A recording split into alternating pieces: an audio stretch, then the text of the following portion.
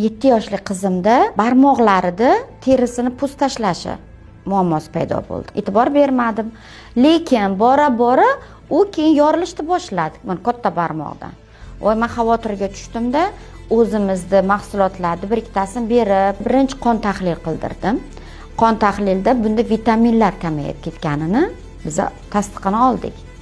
Demak, men uydagi birinchi terini tozalashga Clear Skin mahsulotimizni berdim.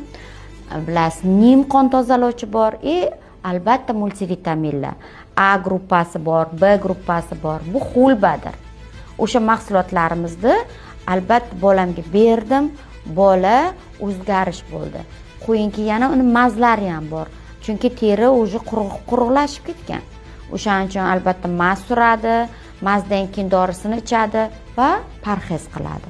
Agarda shunaqa holat bolalaringizni sezdingizmi, darhol doktorga murojaat qilib, yechimini topib, xohlang tabobatga, xohlang meditsinskiy lecheniyani boshlang.